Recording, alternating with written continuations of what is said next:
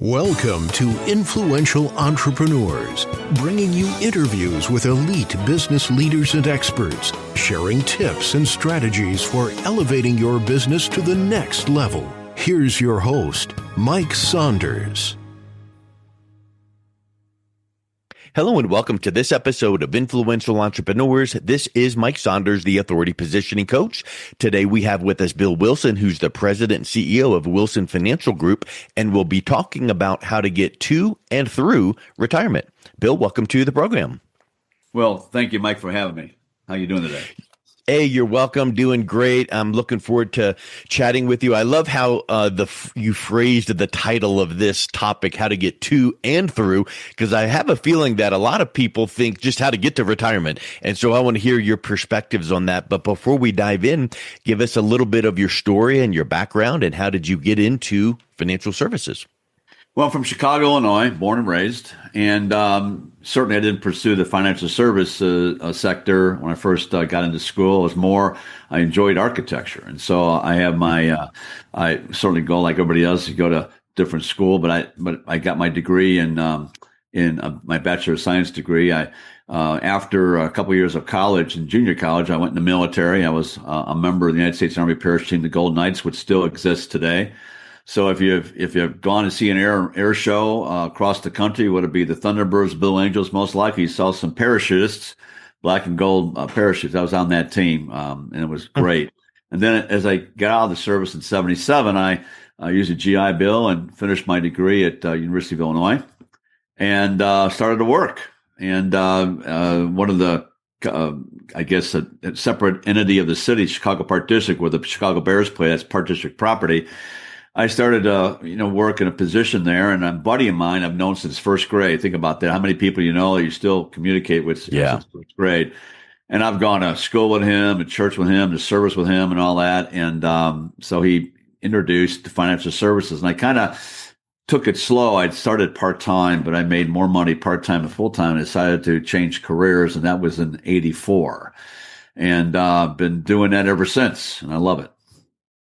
That's just awesome. It's neat to have lifelong friends, relationships, and that tells us that you value that a whole lot, meaning there is something to be said for someone that doesn't treat people like another number. You treat people like a relationship, a friend, and not just, let's just see what we can get done here. So I think that is just spectacular.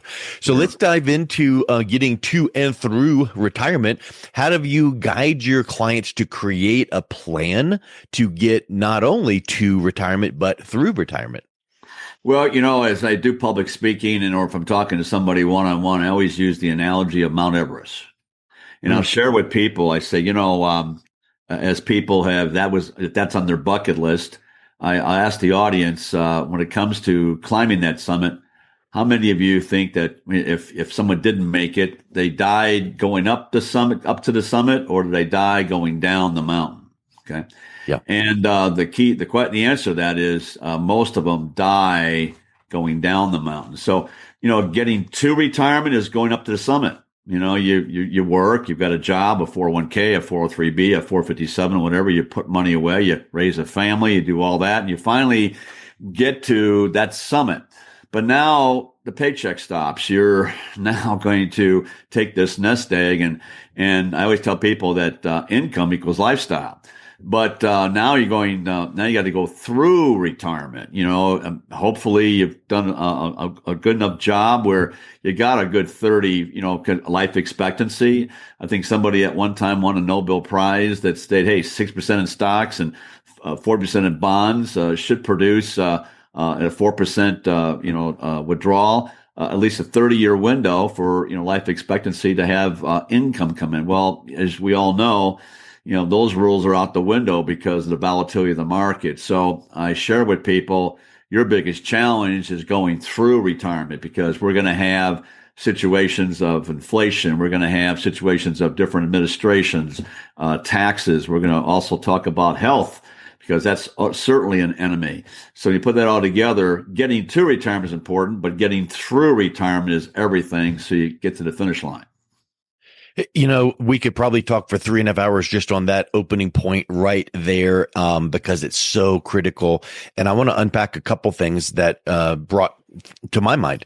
I love your analogy of the mountain climbing, because I think a lot of people think, oh, I got to the summit, yay, and then now getting down, nope, that's the hard part.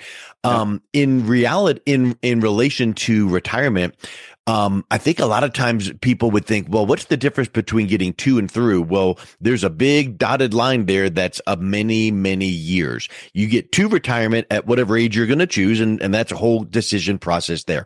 But how long are you in retirement to get through it? Is it 10 years, 20, 30, 40? Right. And I think that becomes the really calculated, guesstimate or calculated number there that you're going to need to sit down with clients and say, listen, let's talk about this, because lifespan and longevity, and we're taking better care of ourselves, and the healthcare system is better.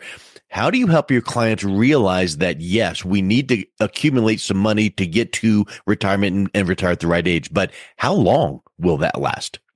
Yeah, when I sit down with people, I'll ask them, well, tell me about your parents. How long did they live? In my case, unfortunately, my father died at 66. He was a smoker. But my mother, 12 days short of 91. And my dad's brother and sister lived in their 90s. So, there's certainly, hopefully, longevity in the family. So I'll ask the couple about that. And of course, what's important for them as far as the income goes. What exactly do they want for income? If we had the magic wand, if you're making some good money, let's say you're making $160,000 a year. I can give one example a little bit later of a couple that, as the husband sat down with me, he was kind of embarrassed. He goes, I wish I'd started that 401k a lot sooner. I make good money, but I know when I finally retire, I'm not going to have enough income that's going to match what I was doing. I was working, because we live on our net, right? So, he realizes that he's a little behind the eight ball. And so his wife is putting all her money into the retirement plan she has to kind of, catch up. So, I always share with people, take that rule of 100. It's just sort of a rule of thumb. Take the number 100 minus your age. And, that's how much you should have really in risk. And basically what your age are, that's the percentage you should have with safety in mind. Because the older you get, the more it's important to have safety in mind to make sure that money's going to be there for longevity. Making sure that, those income streams are continuing to come in no matter what kind of hiccup we have in the economy.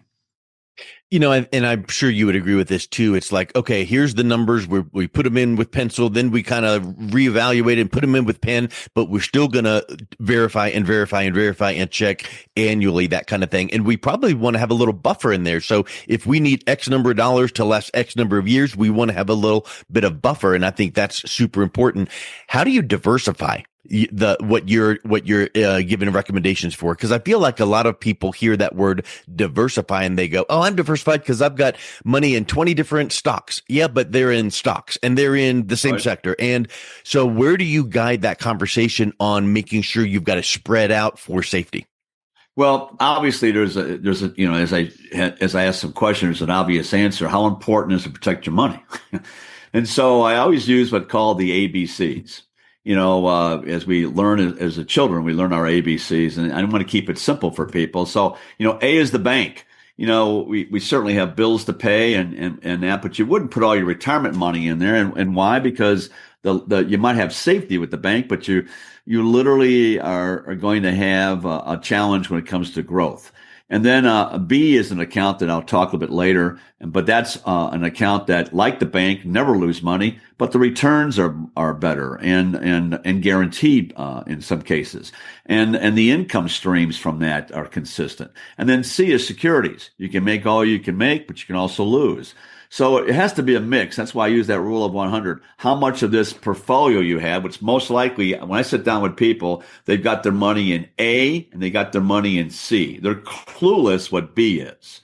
And so it's really a combination of the two. I tell people I do two things very well: the growth of money and protection of money.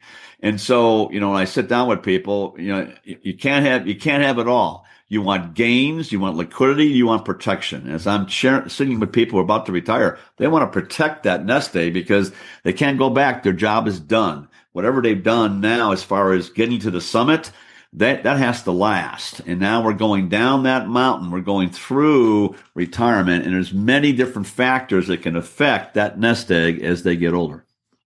Yeah, 100%. And I think the whole thing to keep in mind as much as possible is safety and security and all of that. And, Right. there's an age where people would go, oh, look, I can have a little bit more volatility and weather the storm in my 20s, 30s, maybe 40s. But at a certain age, we need to start circling the wagons and getting a little bit more conservative, right? So what are some of the things that you need to make sure of age-wise when you start moving money into more of those conservative accounts? Well, if we're going to focus on making sure we have income that we can definitely count, I always share with people that I always tell people this, it's not the assets you've accumulated that's going to give you the lifestyle. You might have stocks, you might have bonds, you might have this, you might have that, but that isn't the answer. The answer is what is the income that those assets will produce on a regular, reliable, consistent basis, because income is lifestyle. And so if I took a circle and it was everything they had, and I asked the question, well, how much do you want to protect? Of course, the answer was I want to protect it all. But we also got to consider inflation. We also have to consider some growth on that money. And so it's kind of a combination. I sort of do a pie. I'll have money for emergencies. That's important. I always tell people there's three things when it comes to money. You need money for income. You need money for emergencies. You need money for growth. And so through those three, I put a plan together, a customized plan that they can certainly, see clearly where they are. And I put their financial life right in front of them on the computer, a big screen. I take all the information, and I'm gonna consider a couple things. What about inflation? What about taxes? How far can your accounts, which you have currently, before I make any adjustments, how far will that go based on good times in the market, bad times in the market? And so I try to open their minds up and kind of get the blinders to kind of get opened up more about what can take place. And certainly health. The reason why people were in nursing homes is because, they're having issues with activities of daily living. Mike, you and I this morning, we woke up, we went to the toilet, then we took a shower, then we ate, then we dressed, then we went from one room to another. And of course, we're not having accidents at the moment we're in a diaper or whatever, but those are activities of daily living. If you can't do those, then you need care all the time. So what about the health element? What have you done to plan for that? Because sure as shooting, something's going to happen health-wise. That's why I asked about their parents. And, in my family tree, on my mother's side, it's heart disease. On my father's side, it's Parkinson's. So when you put all that together, what could happen? Yes, we're living longer lives. We're taking care of ourselves. We're working out. But again, health is an element that if you don't have a plan for that, that is going to eat into what you've worked hard for. Yeah, 100%. Having the plan, and then following the plan and then checking the plan, because Correct. When you need to make updates, it doesn't mean the plan initially was wrong. It just means there might have been some external circumstances that have impacted it. Oh, look, inflation went up, or, oh, look, taxes went up. So having that plan, checking it, you mentioned health and things. And I know that, we all say, oh, it won't happen to me until it does. But sometimes those challenges come up. Long-term care is a big thing. And I've heard some statistics that are pretty staggering, like over 70% of everyone will need some type of long-term care. And there's many levels and all that. But suffice it to say, how do you guide your clients to be prepared for that? Because 6, 8, 10,000 a month potentially could really punch some big holes in that retirement bucket. Well, if I was in front of an audience and it came down to health issues and I asked people, well, where would you want your care to be at? Most people say, well, at home. I don't want to go to a nursing home. I want to be at home. But there's still some costs. On my website, people go to wilsonfinancialgrp.com. On my homepage and scroll down, there is a picture of the United States, and Nationwide supports this. And you can literally take the cursor and go to any state you live in. You will know what the costs are today for home care. You'll know what it is for private, semi-private room, private room. You would know all that. You would know also if you were assisted living. Those are things that eventually, those are decisions that are going to have to be made in most cases. And when that does happen, well, do you have the dollars to do that? So I'm not a believer in a standalone long-term care policy, because it's the old saying, use it or lose it. I do asset-based long-term care, meaning if you do need it, it's there. And if you don't, your money still is passed down to the estate. And how important is that? Because if you're married, maybe one spouse is going to be sick, the other one's going to be healthy. What about the surviving spouse? Because in most cases, when death occurs or health goes bad, somebody's going to suffer, okay? And especially at death, there's an income loss. So it's all about those things for planning properly so that no matter what takes place, you've got plan B.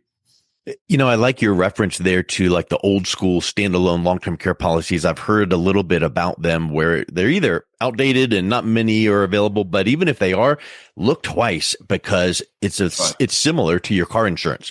At the end of the year, If you didn't have any wrecks, do you call up your car insurance agent and go, give me my premiums back? Of course that not. Won't happen. Yeah. And with those types of long-term care, if you didn't need it this year, good, you're in good health, but those premiums are gone. Whereas these other kind of hybrid policies with the kind of rider kind of a setup, if you need it, it's there. If not, then the money's still cranking away doing what it was meant to do. Yeah. Well, there's people too that say, Bill, my health's not the best in the world. I wouldn't qualify for that. But I share with them, what if we could put a plan together that your income would double and you don't have to prove insurability? There are plans that'll do that for you. Okay. But it's just a matter of understanding that health is an issue. If I could give good health and guarantee good health, the line would go around the block a few times over. Right. But that's a challenge that we have. And that's again, going down the mountain. It's going through retirement. That is going to be an element, whether you like it or not, it's going to happen. I've done some hiking with my family and you kind of hike up one way, not, big mountains. I'm in Colorado and we haven't done any 14ers, but you end the hike and you come back down and it's kind of a little bit of a downgrade and you're kind of clipping along a little faster and you got down there quicker and it was a fun fast walk. In your case, with the Everest example and in the example of money, boy, any little bit of momentum and bad weather and some of these things that can catch you by surprise really are devastating. So it makes me think of this question. What are some of the biggest financial risks people make and that might catch them by surprise when they're now in retirement and trying to get through retirement, but they didn't plan for? Well, you got inflationary risk, right? Because things cost more as we get older. You certainly have, portfolio risk. You might, a lot of times people always like making money, but nobody likes to lose money. And so you might have a trend, you have a good run in the market and it's doing well. But again, your broker is not going to say, Mike, hey, you've done a great job. Let's take some of this profit and let's put it over here.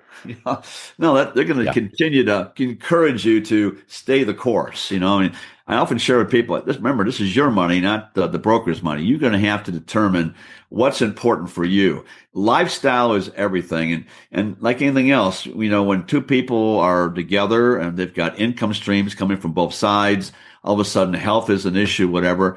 All of a sudden lifestyle starts to change a little bit. Things you weren't anticipating all of a sudden start to come into play. And these are things you just got to really, zone in on. And sometimes I find people are, you got to kind of give them a wake up call on that. They're in denial, thinking, hey, it's great. The market's doing fine. Whether they're a fan of the administration currently or not, doesn't matter.